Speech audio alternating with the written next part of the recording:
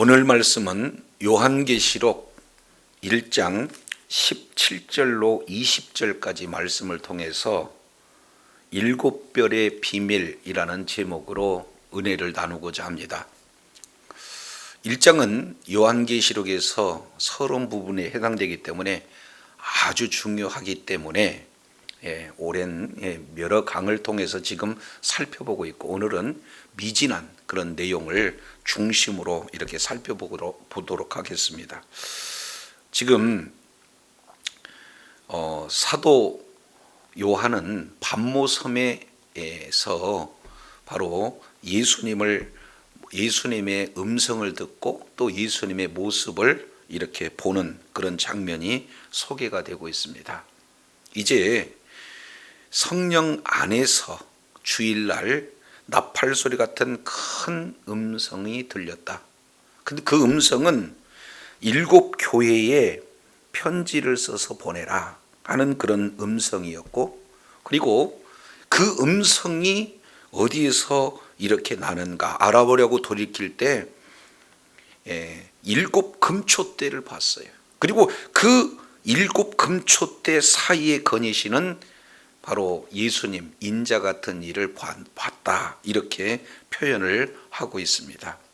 이제 주의 날 하나님께서 계시의 완성으로서 요한계시록을 주시고, 그리고 이제 그 계시를 주신 실체, 바로 예수 그리스도의 모습을 이게 한 10가지 이 내용으로 이렇게 보여주고 있는 그런 장면이 소개되고 있습니다.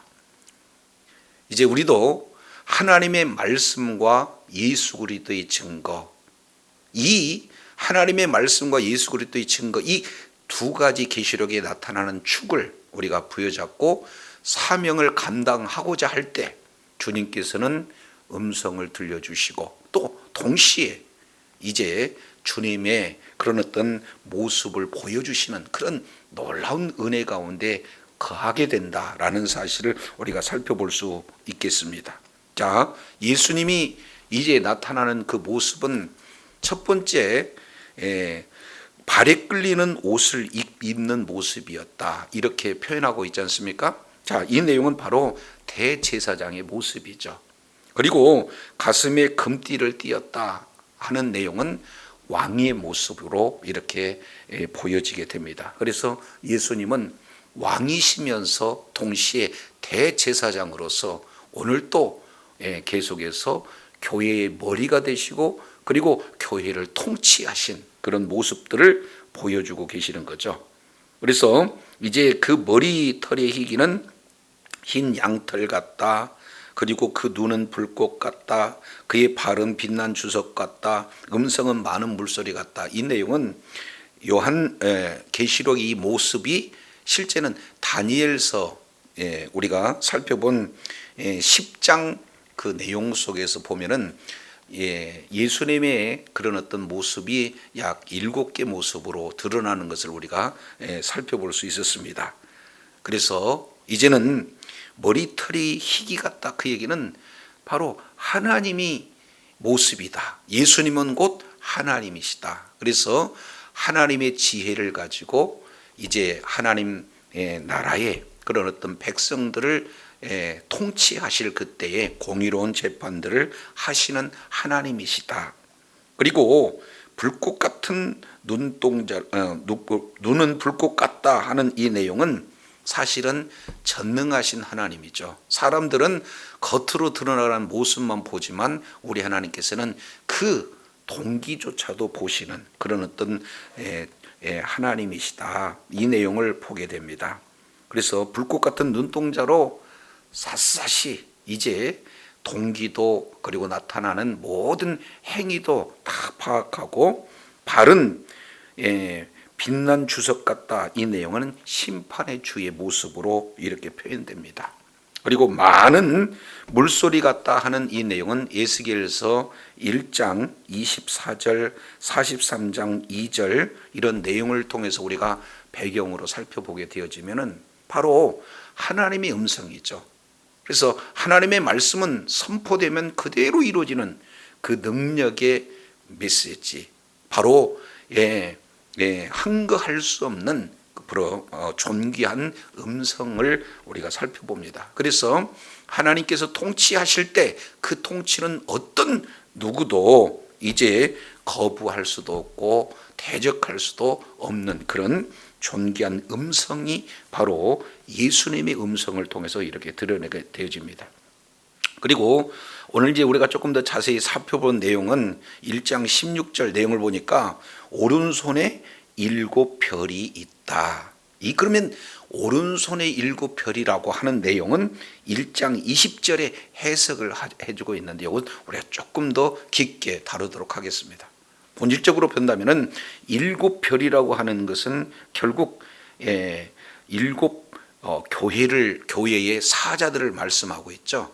그래서 7 교회의 사자들 해서 여기서 사자라고 하는 이 내용은 바로 주의 종들을 말씀을 하고 있습니다. 메신저 이렇게 표현하고 있죠. 그래서 이 주의 종들을 지키고 보호해 주시는 그런 놀라운 하나님의 권능이 주어졌다 이렇게 말씀을 드립니다. 자, 그리고 그 입에서 좌우에서 날선 검이 나왔다. 이 내용은 바로 심판주 예수님의 모습을 그대로 이렇게 보여주죠. 우리가 히브리서 4장 12절 이 내용을 통해서도 살펴보게 되면은 하나님의 말씀은 좌우에 날선 검으로 표현되고 있죠. 그래서 혼과 영과 관절과 골수를 다 찔러 쪼개기게 하지는 그런 심판이 무엇으로 이루어지느냐? 하나님의 말씀으로 이루어집니다. 이것이 이제 최종적인 심판 모습에서 요한계시록 19장 15절 이하 내용을 통해서 살펴보면은 말씀으로 그들을 죽이시고 이런 표현들을 진행하고 있죠. 그래서 하나님의 이제 말씀이 기준이 되어서 말씀으로 심판하시는 그런 모습. 그래서 최종적으로 예수님의 얼굴은 해가 힘있게 비치는 것 같았다 하는 이 내용은 예수님의 신성을 이렇게 말씀하고 있습니다. 지금까지 8가지 내용들을 총 아울러서 총체적인 그런 어떤 모습이 예수님의 영광스러운 모습이요. 그 예수님의 모습은 하나님이시다라는 사실을 우리가 살펴보게 되어져요. 그래서 이 내용은 우리가 예수님께서 마태복음 17장 변화산에서 함께 했던 세 제자들에게 이제 변화된 모습으로 예수님의 신성을 드러나셨을 때에 그런 어떤 모습이 해가 힘있게 비치는 것 같다. 이런 표현들을 말씀을 하고 계시고요. 그리고 사도 바울이 다메섹 도상에서 부활의 주님을 만났을 때도 빛으로 음성으로 만났던 것을 우리가 생각해 볼 때에 이제 얼굴이 해같이 힘있게 비치는 것 같았다 하는 내용은 예수님의 신성의 모습을 이렇게 보여줍니다. 우리가 이제 지난 시간까지 이 내용들을 하나하나 우리가 살펴봤죠. 자, 그런데 17절 보시겠습니다. 내가 볼 때에 그의 발 앞에 엎드려져 죽은 자 같이 됐다 이렇게 표현하고 있습니다. 자, 예수님하고 요한의 관계는 어땠습니까? 요한복음 내용을 보면은 그의 사랑하는 제자 이렇게 표현하고 있죠. 그러니까 예수님은 제자들 중에 유독 사도 요한을 이렇게 사랑했다 이렇게 표현하고 있습니다. 자, 그러면 굉장히 친밀한 관계잖아요. 근데 예수님이 십자가에 죽으시고 부활 승천하신 후에 어느덧 이제 약 70여 년 기간이 지금 흐른 그런 어떤 내용이에요. 그러니까 얼마나 그리던 예수님을 만났습니까? 그런데 일제 예수님이 사역하실 때 그 예수님의 모습과는 사뭇 다른 표현이죠. 그래서 그 예수님이 지금까지 알았던 예수님하고는 전혀 다른 모습으로 나타나는 그런 내용을 보면서 사도 이 요한은 그냥 발 앞에 엎드려졌다 이렇게 지금 표현을 하고 있는 거죠.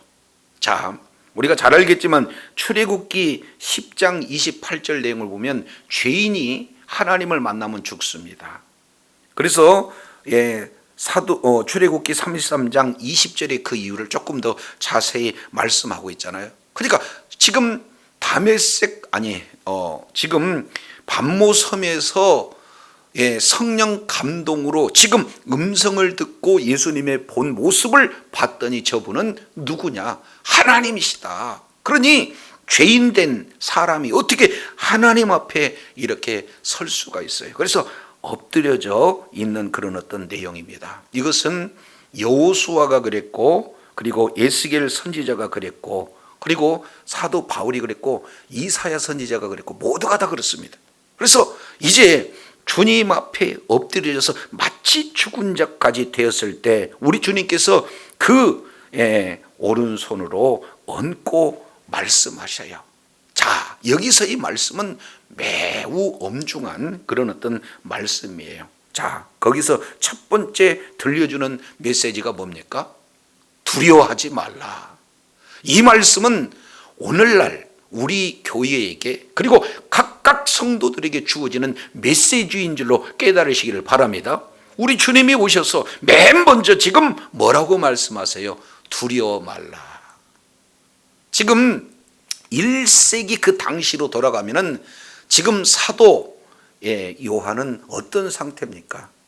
어떻게든지 하나님의 말씀대로 살고자 애를 썼어요. 그리고 예수님이 그리스도십니다 라고 복음을 증거하는데 이제 증인의 삶을 이렇게 살았다는 것은 순교자적 삶을 산 거 아니겠습니까? 그런데 특별한 죄가 없이 복음을 전했다는 이유로 말씀대로 살고자 하는 지금 사도 요한을 끌고 가서 있는 장소가 어디입니까? 반모라는 섬이에요. 얼마나 거기에 외롭습니까? 얼마나 무서운 그런 현실이 되어집니까? 지금 도미티아누스 황제 치하에서 이제 자신이 신이라고, 자신에게 경배하자면 죽음뿐이라고, 그런 상황에서 한 거에서 오직 예수님만이 그리스도십니다. 그리고 하나님 외에 이제 어떤 우상하고도 이렇게 경배하지 않습니다 하는 그 신앙의 결단 때문에 지금 끌려온 그 상황 아니겠습니까? 자, 이런 상황에서 우리 주님께서 놓여지는 그런 환경, 앞으로 되어질 그런 어떤 막막한 미래 속에서 가지고 있는 그 두려움, 그런 내용을 우리 주님이 일시에 없애는 메시지 한 단어가 뭡니까? 두려워하지 말라. 이 말씀이 요한에게는 가장 큰 위로가 되겠죠. 그래서 요한계시록 1장 전체 핵심 내용의 한 키워드가 뭐냐? 두려워하지 말라요. 오늘날 저와 여러분도 마찬가지입니다. 이제는 복음을 증거하는 그런 자리에 있으면 손해가 나타나요. 핍박이 옵니다. 여러 가지 위험한 상황도 올 수 있어요. 자, 그런 상황 속에서 이제 두려워하고 있는 많은 이 시대의 교회 그리고 성도들을 향해서 부활의 주님은 함께 동행하시면서 뭐라 말씀하십니까? 두려워하지 말라 이렇게 말씀하고 있어요. 지금까지 9가지 모습으로 보여주셨습니다. 예수님은 대제사장의 신분은 오늘 또 하나님 보좌 우편에서 우리를 위해서 중보하고 계시죠. 그 예수님께서는 만왕의 왕이 되셔서 오늘 또 교회의 머리가 되시고 교회의 통치자로서 진행하시죠. 모든 하나하나에 보여지는 것, 아니 동기까지도 면밀히 살펴보시면서 이제 주님을 위해서 그리고 일했던 그런 사역하는 모든 일들 우리 주님께서 기억을 하시고 보고 계시다 그 말이죠. 그리고 교회를 대적하는 모든 악의 세력들, 세상의 권력들을 향해서 정확하게 보고 계시는 그런 우리 주님이다. 그래서 말씀으로 심판하시는 그 예수님이 7가지 모습으로 다 이제 뭐 했습니까? 보여줬어요. 충분히 보여주고 증거를 다 마치고 나서 그런 예수님께서 두려워하지 말라 하면서 마지막 예수님의 10번째 모습을 이렇게 직접 예수님이 말씀을 하고 있어요. 여기서 중요한 메시지가 나타납니다. 1장 17절 내용을 보니까 내가 볼 때에 그의 발 앞에 엎드려 죽은 자 같이 되며 그가 오른손을 내게 얻고 이르시되 두려워하지 말라. 나는 뭐뭇이다. 나는 처음이다. 나는 마지막이다. 나는 뭐뭇이다 하는 이 에고 에임이, 이 내용은 하나님만이 쓸 수 있는 용어예요. 다른 말로 나는 하나님이다 라고 직접 지금 환상으로 보여주고 있는 그 내용보다도 예수님께서 직접 계시, 친히 말씀을 해주시면서 예수님이 누구신가를 자기 정체를 예수님께서 드러내는데 나는 무엇이다, 하나님이라는 거예요. 이걸 구약성경 내용을 보면 우리가 잘 알겠지만 출애굽기 3장 14절 이하 내용을 보면은 나는 스스로 있는 자다. I am that I am. 이 내용은 하나님만 쓰실 수 있는 용어잖아요. 그 내용을 신약에서 지금 주님께서 쓰고 계세요. 나는 누구다? 하나님이다. 그런데 그 뒤에 말씀하고 있는 내용을 두 가지 이렇게 덧붙여요. 나는 처음이요, 또 동시에 나는 뭐다? 마지막이다. 이 말씀을 하고 계시다 그 말이죠. 이 내용은 모든 역사의 시작과 역사의 마지막이 되어주신다.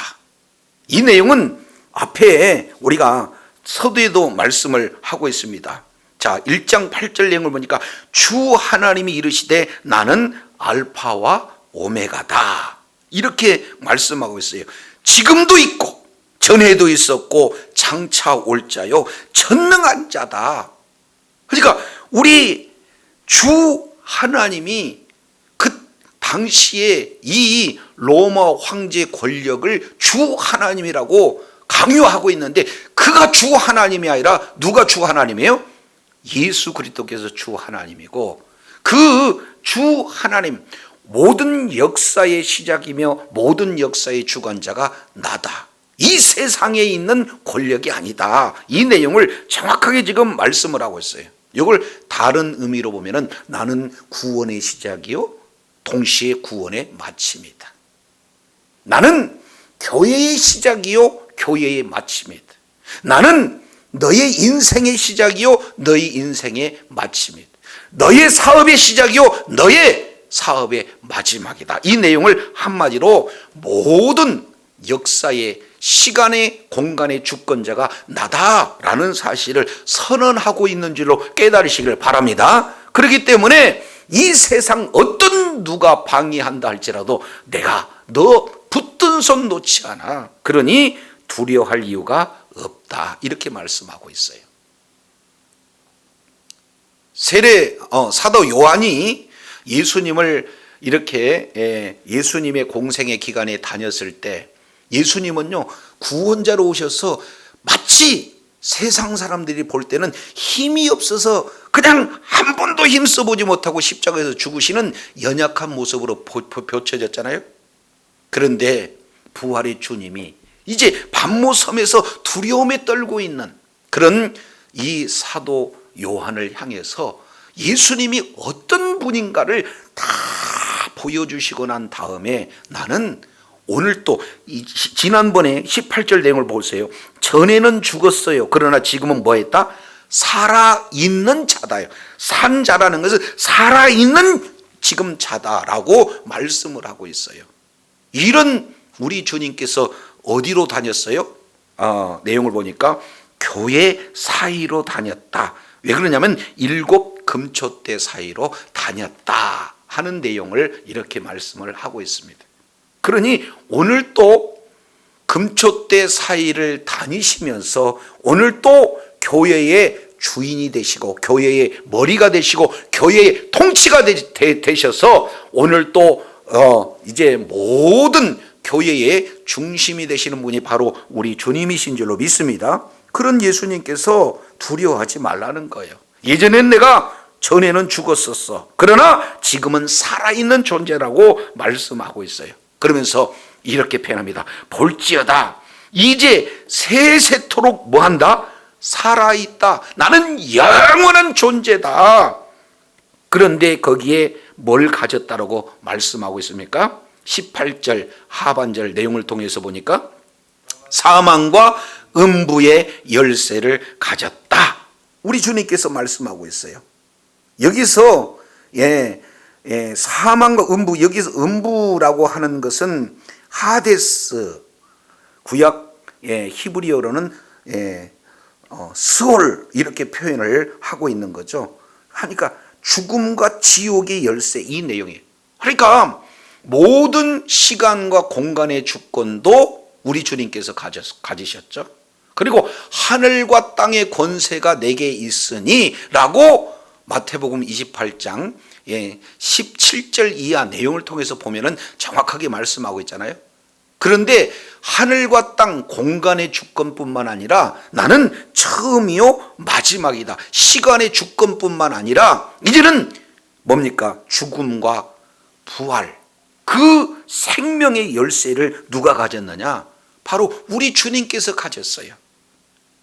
그러니 이런 주님이 오늘 또 너의 손을 붙들고, 오른손에 7 별이 있다는 것은 오른손에 7별을 붙들고 내가 오늘 또 지킨다, 오늘 또 보호하는 중이다. 그러니 두려워할 이유가 없다. 이런 어떤 메시지로 얼마나 위로해 주고 계시는지를 몰라요. 자, 그러면서 19절 이렇게 말씀을 하고 계세요. 그러므로 1장 전체 지금 결론으로 이렇게 표현을 하고 있어요. 그러므로 내가 본 것과 지금 있는 일과 그리고 장차 될 일에 이렇게 기록하라 이렇게 말씀하고 있잖아요. 세 가지죠. 그러니까 요한계시록 전체를 1장 19절적 측면으로 보면은 세 가지를 지금 표현하고 있어요. 첫 번째는 내가 본 것, 그리고 두 번째는 지금 있는 일, 그리고 세 번째는 장차 될 일, 이 세 가지를 기록해라.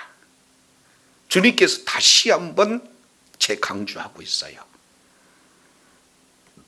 자, 그러면은 여기에 세 가지 내용을 많은 학자들은 이 세 가지 내용을 해석하기를, 이것이 1장 이 내용은 네가 본 내용이고, 그리고 2장 3장은 현재 있는 일이고, 그리고 4장부터 마지막 22장까지 내용은 장차 될 일이다. 그래서 1장 다음에 2장 3장, 그리고 4장부터 22장 시간 순서대로 이렇게 해석하는 그런 분들이 대다수 많이 있습니다. 물론 그렇게도 볼 수 있지만, 우리가 첫 시간에 우리가 요한계시록 전체를 살펴볼 때 이제 요한계시록의 해석의 원리, 크게 약 6가지 내용들을 우리가 살펴봤어요. 그 중에 요한계시록은 뭐냐? 계시의 관점으로 봐야 된다. 1장 1절. 그리고 요한계시록은 예언의 관점으로 봐야 된다. 1장 3절. 그리고 요한계시록은 편지이기 때문에 서신의 관점으로 봐야 된다. 1장 4절.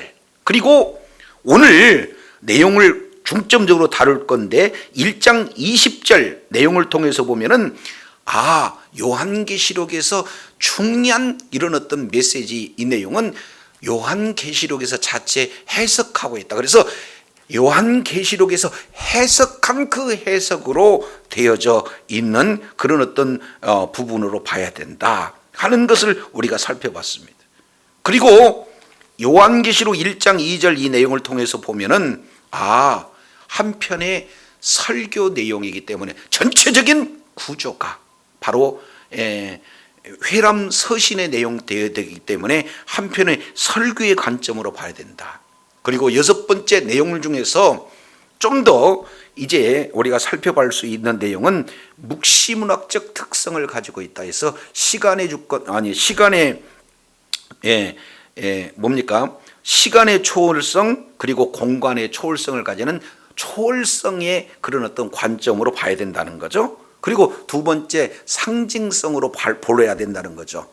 그래서 다 상징으로 보면 안 되지만 상징으로 봐야 할 그런 부분들이 있다는 거죠. 자, 그래서 이제 초월성 가운데 시간의 초월성, 이 내용들을 간과해서는 안 된다 그 말이죠. 그래서 여기 네가 본 것 이 내용이 1장이다라고 이렇게 되어지는 부분과 2장에서 3장까지는 지금 있는 일 이렇게 표현하는데 그렇지 않아요. 이 내용을 통해서 살펴보면은 자 1장 7절 우리가 보면은 볼지어다 구름 타고 오시리라. 이 내용은 언제입니까? 시제가 미래의 상태가 된 내용이에요. 그러니까 장차 올 그런 미래적 내용이 1장에도 지금 기록되고 있다라는 사실을 우리가 살펴보게 됩니다. 그러면은 지금 있는 일이 2장 3장인데 2장 3장 7교의 마지막 내용을 통해서 보면은 이기는 자는 무엇을 약속해 주신다 하는 그런 내용들을 계속해서 이렇게 살펴보게 되어지면은 거기에서 다 어떻게 됩니까? 이겼을 때 이런 일들을 주겠다라고 표현하니까 내용적으로는 미래 시제를 지금 말씀하고 있는 것을 우리가 생각해 볼 수가 있습니다. 자, 그러면은 장차 되어질 일, 이 내용을 통해서 살펴보면 4장부터는 이제 장차 되어질 일, 미래적인 어떤 관점으로 이렇게 해당되느냐, 이 내용을 통해서 보면은 자 10장 우리 잠깐 한번 살펴보겠습니다. 10장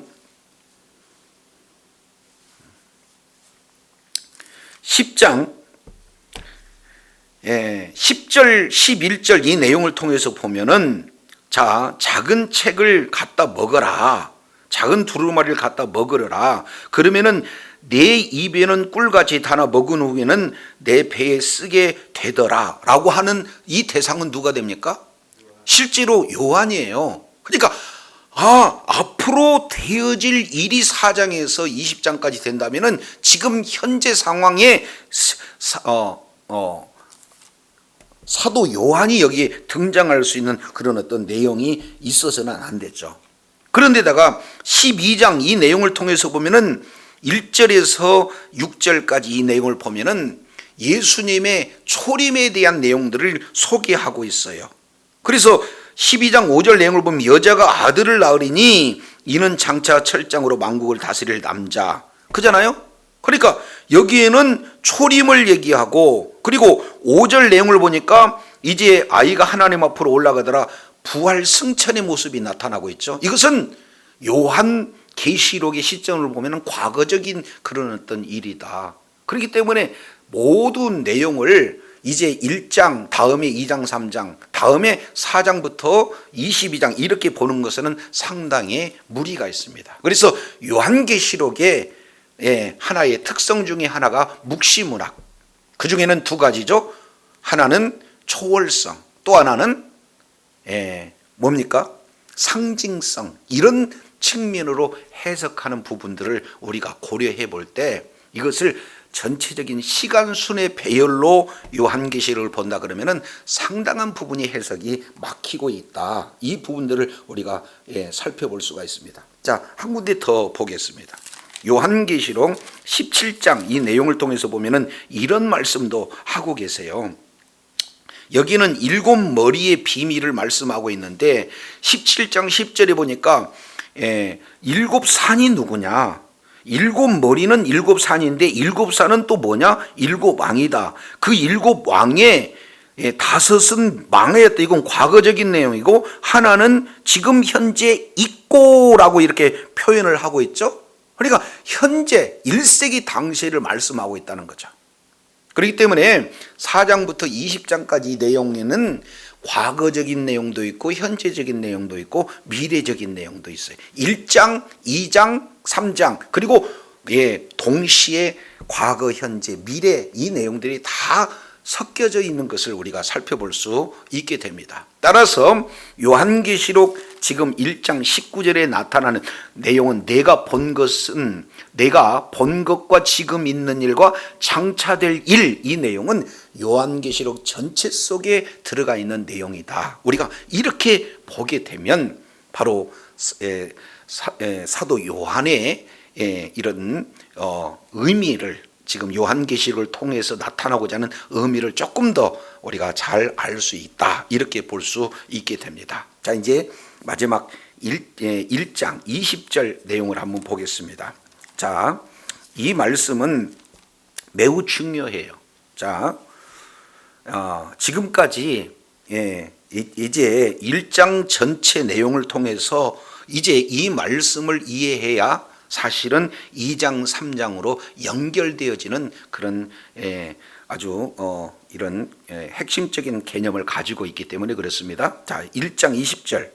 그렇다면 본 것이 뭐냐? 네가 본 것은 두 가지라는 거예요. 첫 번째 내용을 보니까 네가 본 것은 1번 내 오른손의 7별의 비밀입니다.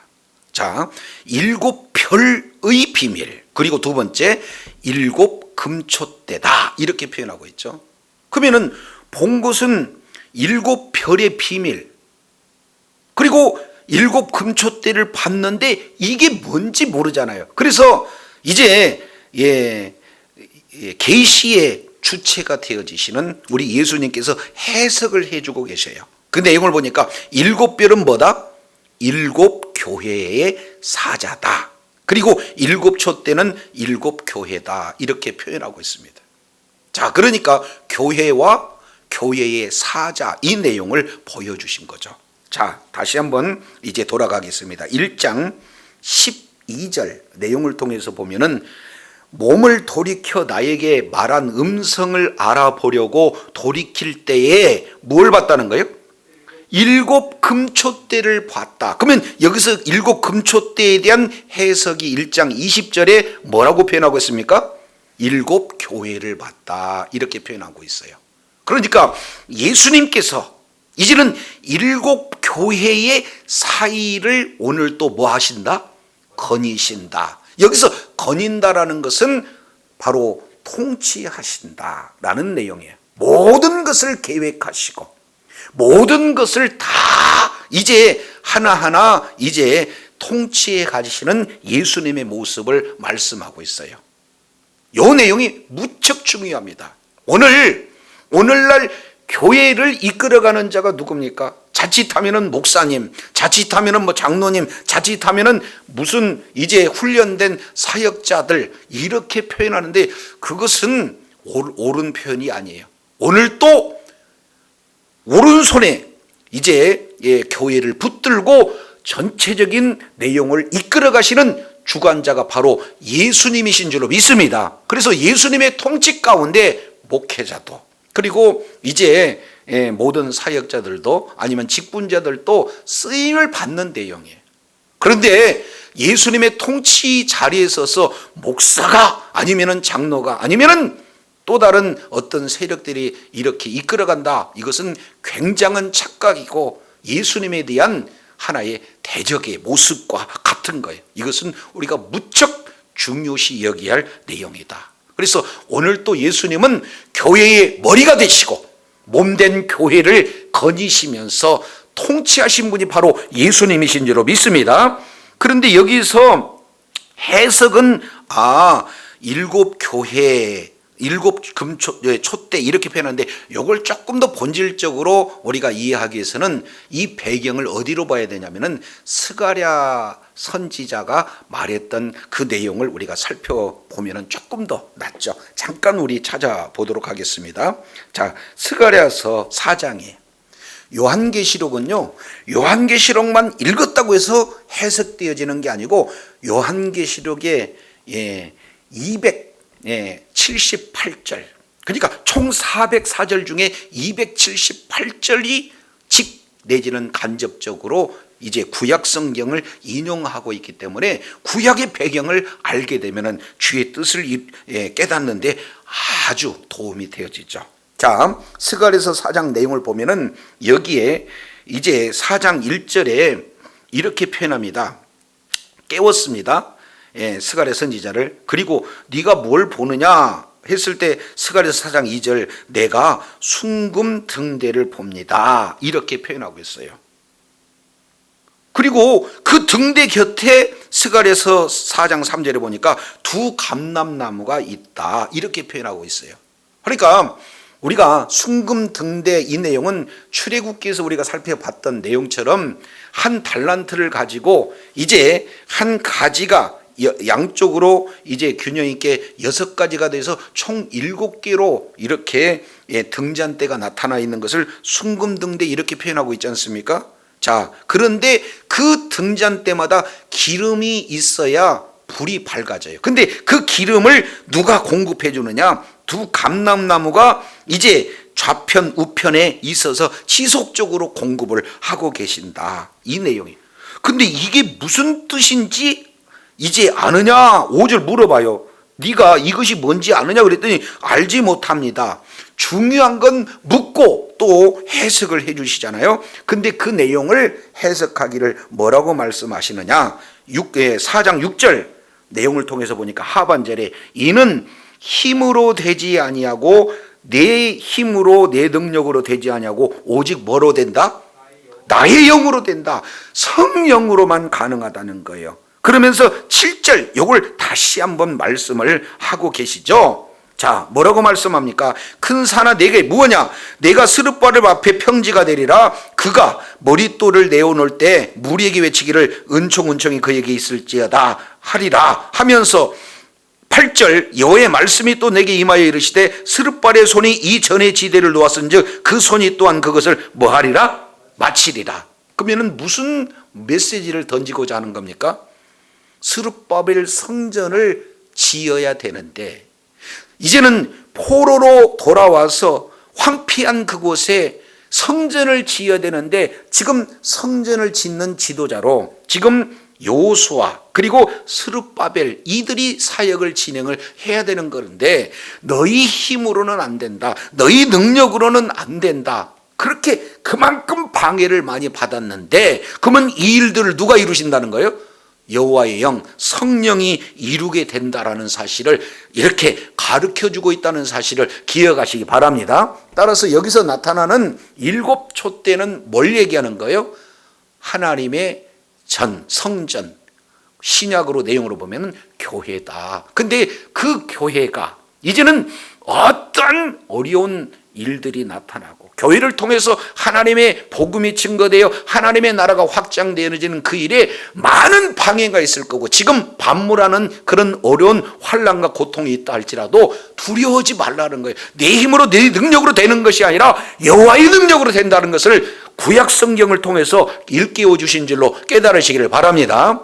그렇기 때문에 이제 교회는 누가 이끌어 가시느냐? 우리 주님께서 직접 이끌어 가시는 그런 어떤 내용이다. 이 부분들을 정확하게 지금 말씀을 하고 계셔요. 다시 이제 요한계시록 1장 이 내용을 통해서 보면 이제 일곱 별은 바로 7교회를 말씀하고 있는데 근데 그 7교회를 거니면서 또 한 가지 보여주는 것이 뭡니까? 7별의 비밀 이걸 보여줬다 그 말이죠. 이게 7별의 비밀이 뭔가 하는 내용을 1장 16절 우리 한번 보겠습니다. 자, 촛대 사이에 인자 같은 이가 다녔어요. 그리고 발에 끌리는 옷 입고 가슴에 금띠를 띠고 머리는 흰 양털 같고 눈은 불꽃 같고 발은 주석 같고 음성은 많은 뭡니까? 물소리 같고 그러면서 16절 오른손에는 뭐가 있어요? 7별이 있다. 그러면 도대체 이 7별이 무엇인가 하는 내용을 1장 20절 내용을 통해서 보니까 7별은 뭐예요? 7교회의 사자라고 이렇게 말씀을 하고 있어요. 그러면 여기서 7교회의 사자라고 하는 것을 내용을 통해서 보면은 앙겔로이라고 단어를 써요. 다시 뭐라고요? 앙겔로이라는 이 내용이에요. 그래서 앙겔로이 이 내용은 크게 2가지로 이렇게 봅니다. 그래서 이것을 어떻게 해석하느냐에 따라서 앞으로 해석 범위가 상당히 이견이 있어요. 그래서 이 앙겔로이라는 이 내용을 직역하게 하면은 천사예요. 천사. 그래서 7별이 있고 그러면은 오른손에는 천사들이 있다. 지금 이렇게 표현하는 거죠. 그런데 이 천사만 있는 내용이 아닙니다. 그래서 앙겔로이 2번째 내용은 어떤 걸 얘기하느냐? 바로 메신저를 말씀하고 있어요. 바로 말씀을 전하는 자. 그러면 1세기 당시 교회에서 말씀을 전하는 자는 누가 됩니까? 교회의 지도자들이 되어지고 목회자가 되어지는 거예요. 그래서 1장 16절 내용을 보면 오른손에 7별을 잡았다 했을 때 이 오른손에 7별을 잡고 있는 내용은 이제 누구냐? 바로 교회의 지도자, 목사들을 얘기하는 거죠. 자, 교회에 환난과 핍박이 와요. 그러면은 가장 먼저 누구를 공격하겠어요? 교회 지도자들 공격. 교회 지도자가 넘어지면은 다 넘어지는 그런 어떤 시대적인 정황 속에서 이 말씀을 이렇게 하고 있죠. 자, 오늘날도 이제 가정에서 이제 아버지의 역할, 부모의 역할은 상당한 그런 역할을 가지고 있잖아요. 그게 운명 공동체의 모습이에요. 그렇기 때문에 부모가 바르게 서 있으면 가정이 바르게 가는 것처럼 이제 교회에서도 역시 마찬가지죠. 그래서 이 교회의 이런 지도자들을 우리 주님께서 끝까지 이렇게 붙들어 주시는 그런 어떤 모습을 오른손에 7별이 있고 이렇게 지금 표현을 하고 있는 것을 우리가 살펴보게 됩니다. 자, 그렇다면 네가 본 것은 오른손에 7별, 여기는 아하, 이제는 교회의 지도자들이구나. 동시에 7 교회, 이 내용을 이렇게 말씀하라고 있기 때문에 우리 주님께서 오늘 또 7 교회를 통해서 지금 이렇게 7 교회를 거니시면서 오늘 또 통치하고 있는 내용인데, 여기서 우리가 해결해야 할 단어 하나가 뭐냐면은 비밀이라는 거예요. 이걸 무스테리온, 한번 따라 할까요? 무스테리온. 그렇습니다. 이 무스테리온, 이 내용은 비밀, 이렇게 표현을 하고 있어요. 그러면 교회의 사자들의 비밀, 다른 말로 본다면 교회의 비밀, 이런 어떤 내용들을 지금 이렇게 보여주고 있는 내용이잖아요. 지금 그때 1세기 당시의 교회는 큰 환난과 핍박이 지금 놓여져 있는 상태고, 이런 상황 속에서 그럼에도 불구하고 하나님의 말씀과 예수 그리스도의 증거, 이 두 축을 붙들고 주의 사명을 감당하고자 했을 때 주님께서 친히 나타나 주시어서 음성 들려주시고 또 친히 모습을 보여주시면서 와서 위로의 메시지, 두려워하지 말라, 지금 이렇게 말씀을 하고 있잖아요. 그러면서 여기에서 이제 비밀에 대한 내용들을 공개하고 있다, 이것을 보게 됩니다.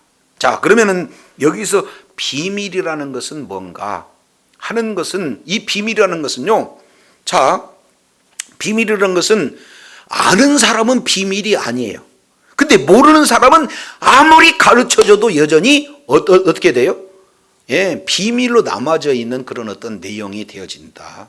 그러면 교회에 주어지는 이 비밀이 무엇일까? 이 내용을 뮤스테리온, 이 단어가 어디에서 적용이 되느냐?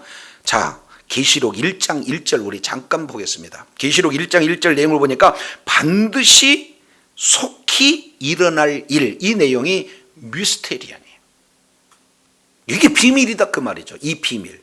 그러면 이 비밀이, 그러면 구약 성경에서는 어떤 내용을 가지고 있을까? 우리가 2강 1강째인가요? 우리가 이 내용을 살펴봤죠. 자, 어디를 보냐면 다니엘서 살펴보겠습니다. 다니엘서 내용을 보면은 여기에 자세히 나와 있죠. 2장, 다니엘서 2장, 이 내용은 우리가 잘 알고 있지만 느부갓네살의 꿈을 이렇게 해석하면서 나타나 있는 내용입니다. 자, 느부갓네살이 꿈을 꿨을 때, 자, 이 꿈에 대한 해석을 이제 하나님께서 다니엘에게 이렇게 나타내 보이심으로 해석을 하게 되어지는 그런 장면이 됩니다. 자, 그러면서 2장 27절 내용을 보니까 뭐라고 표현하냐면은 왕이 물으신 은밀한 것은 박사나 술객이나 박수나 점쟁이가 능히 왕에 볼 수 없다.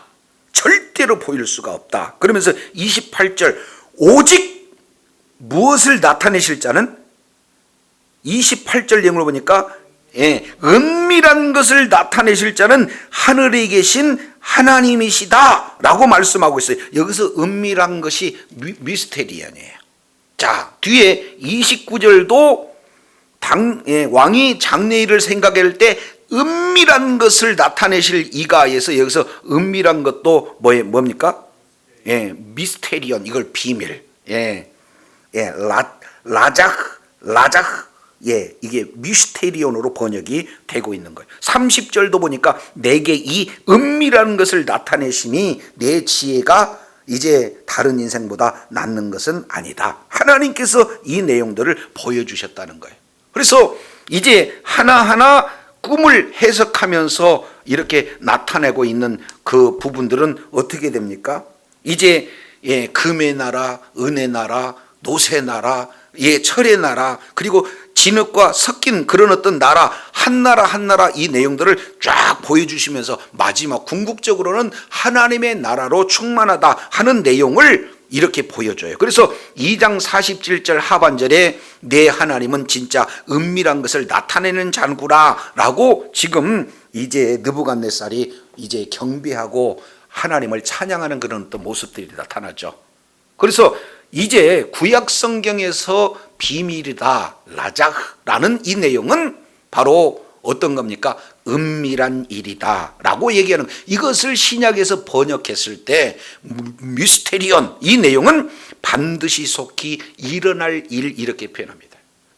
자, 그러면 예수님이 계시하셨는데 계시된 내용이 뭐냐면 반드시 속히 일어날 일이에요. 이것을 비밀이라고 얘기하는 겁니다. 그러면 이 비밀을 뭐라고 이렇게 해석을 할 수가 있느냐? 이 비밀은요, 다른 것이 비밀이 아니라 하나님의 구원 계획을 비밀이라고 말씀한 줄로 깨달으시기를 바랍니다. 그래서 하나님의 비밀은요, 골로새서 1장 26절 보니까 그리스도가 비밀이에요. 그래서 결국에 하나님의 구원 계획은 누구를 통해서 이루어진다? 예수 그리스도를 통한 모든 인류의 구원 계획이 비밀이다, 이렇게 말씀하고 있어요. 그런데 이 비밀이 그렇다면 누구를 통해서 이루어지게 되어지는 겁니까? 바로 오른손에 붙들고 있는 7 교회의 7 별들의 그런 어떤 사자, 그리고 7 교회를 통해서 동일한 비밀이 이제 풀려나가게 되어진다는 것은, 이제 요한계시록을 통해서 이제 교회론적으로 가장 중요한 메시지를 전한 거예요. 교회의 사명은 뭐냐? 바로 그 비밀을 전하는 일인데, 그 비밀은 뭐냐? 예수 그리스도를 통한 구원 계획, 모든 인류의 구원 계획이 교회를 통해서 이루어진다는 사실을 보여주시고 계시다는 사실을 기억하시기 바랍니다. 그러면은 진짜 교회의 뭡니까? 교회의 사명이 뭐예요? 많은 영혼을 주님의 품으로 이끌어서 이제는 구원의 충만한 수가 다 주님의 품으로 돌아오기까지 땅끝까지 복음을 증가하는 사명이 교회를 통해서 이루어지게 되는 줄로 믿습니다. 이것을 요한계시록에서 지금 말씀하고 있는 내용이 바로 7 교회의 비밀, 그리고 7 금초대, 이 두 가지 내용을 우리 주님이 보여주신 거고, 이 보여준 내용이 어떻게 이제는 이루어져 가는가를 요한계시록을 통해서 전체적으로 보여주고 계시다는 사실을 우리가 살펴볼 수가 있어요. 그래서 사도 바울은 고린도전서 4장 1절에 우리를 뭐라고 표현하냐면, 자신을 이렇게 표현했어요. 우리는 하나님의 비밀을 맡은 자다, 이렇게 말씀하고 있고, 그러면은 그 비밀이 뭐냐? 이것을 공개했는데 그 공개한 내용이 결국 이제 에베소서 3장 2절, 3절, 4절, 특히 3장 3절 내용을 통해서 보면은 그 비밀이 무엇인지를 정확하게 이렇게 표현을 해주고 계신 것을 우리가 살펴봅니다. 그래서 이제 고린도전서 15장 51절, 이 비밀이 밝혀질 때가 언제냐? 이것이 7째 나팔을 불 때에 이 비밀이 이루어지는데, 자, 이거 잠깐 우리 요한계시록 10장 내용을 한번 살펴보겠습니다. 요한복음 10장, 이 비밀은요 구약 때부터 계속 되어 왔고 신약에서도 공개돼서 계속 이루어질 내용이에요. 자, 10장 7절 내용을 보니까 7째 천사가 소리를 내는 날, 그 나팔 불게 될 때에 하나님의 비밀이 그 종 선지자들에게 전하진 무엇과 같이 이루어지리라? 복음과 같이 이루어지리라. 하나님의 비밀은 다른 게 아니라 복음이 비밀이에요. 그 복음을 누구에게 맡겼습니까? 교회를 통해서.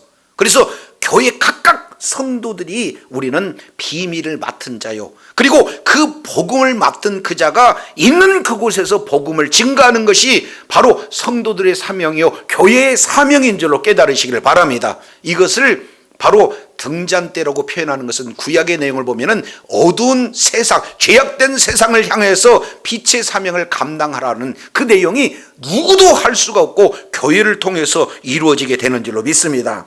그래서 마지막 하나님의 이 구약과 신약 전체 내용에서 하나님의 원대한 계획은 어떻게 되는 겁니까?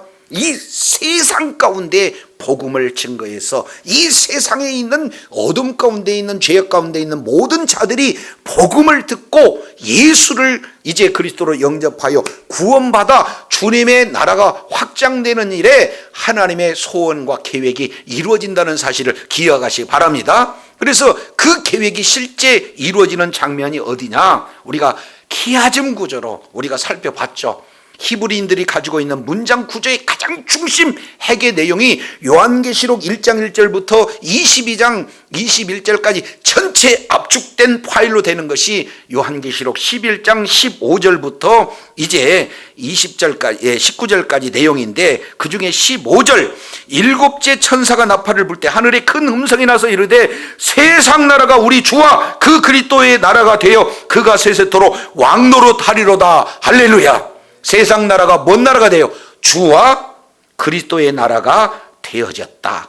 바로 복음이 증거되어서 교회를 통해서 교회를 통해서 복음이 증거됨으로 말미암아 이제는 세상 나라가 하나님의 나라가 되어지는 귀한 사명이 교회에게 주어지고 이 일들이 실제 시작과 과정과 모든 결론이 요한계시록을 통해서 풍성하게 드러나게 된 줄로 믿습니다. 이러한 교회적 사명을 잘 감당해서 하나님 앞에 존귀하게 쓰임받고 잘했다 칭찬받는 주의 사랑하는 자녀들이 다 되시기를 예수 이름으로 축원합니다. 기도하겠습니다. 하나님 아버지 감사합니다. 교회의 대표의 모습으로 사도 요한은 반모섬에 이렇게 이제 환난과 나라와 참음 가운데 있는 모습들을 우리가 살펴보면서 그럼에도 불구하고 끝까지 하나님의 말씀과 예수 그리스도를 증언함으로 말미암아 이제 반모라는 환경에 놓여 있다 할지라도 주의 사명 감당할 때 주님께서 친히 현현하여 주셔서 말씀하여 주시고 주님께서 10가지의 모습으로 이제 보여주시면서 안심하라 말씀하시는 내용들을 우리가 살펴봅니다. 그러면서 교회의 비밀, 바로 이제 오른손에 붙들고 있는 7별의 비밀과 그리고 또 7교회의 이제 7금초대의 비밀에 대한 내용이 무엇인지 살펴봤더니 구약에서 비밀은 은밀한 일이요 신약에서 비밀은 장차 속히 될 일인데 이것이 비밀이 다른 것이 아니라 하나님께서 인류를 구원하시려는 구원 계획이 비밀이요 복음이 비인 줄로 다시 한번 알았습니다. 이제 내가 생존하고 있는 이유는, 내가 지금 현재 이 자리에 서고 있는 이유는, 교회가 있어야 할 이유는 바로 복음 증가하여 하나님의 원대한 계획을 이루는데 아버지 하나님이여 사명이 있음을 일깨워 주셨사오니 주님 오시는 그날까지 주의 사명 잘 감당하고 잘했다 칭찬받는 주의 사랑하는 자녀들 다 되게 역사하여 주옵소서. 우리 구주 예수 그리스도 이름으로 기도드립니다. 아멘.